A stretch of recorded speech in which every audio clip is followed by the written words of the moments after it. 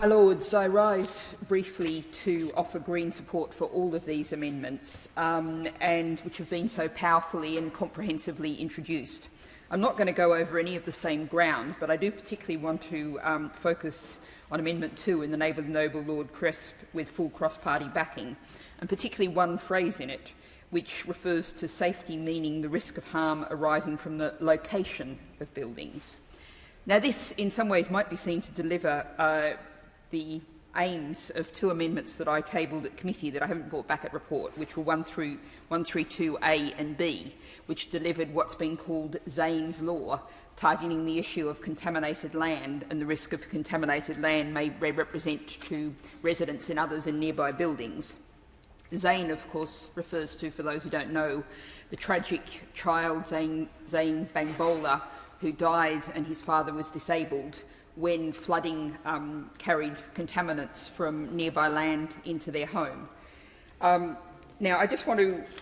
say that if we have a safe location for every building, then that would seem to deal with this issue. But going back when we look at the debate in report, and I note that on reports the Noble Lady Baroness Hayman of Ulloch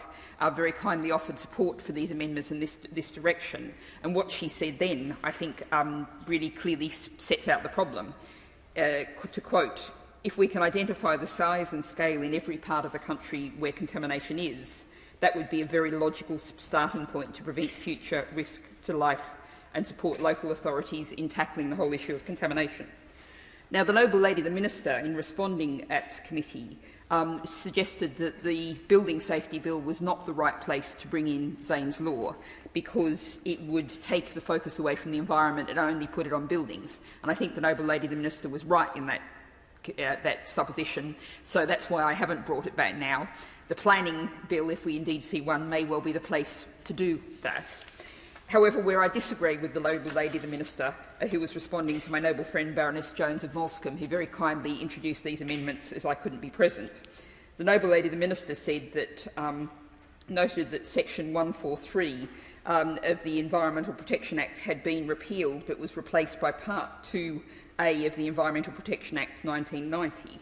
However, that was a significant downgrading of the protection and the powers offered by local authorities. And I think it is worth looking at how that was further downgraded with what was known as the, I think now perhaps rather unfortunately titled, Red Tape Challenge Environment Theme Proposals from March 2012, which actually downgraded 3/4 of environmental regulation. And just to note that what that changes to the guidelines that came in 2012 said was that the changes were anticipated to save businesses £140 million a year by reducing uncertainty about when land needs to be remediated. Now, I think reducing uncertainty is a phrase that really needs to be re-examined and reconsidered. So I really want to commend all of these amendments, particularly commend Amendment 2, focus on that issue of the location of buildings having to be safe,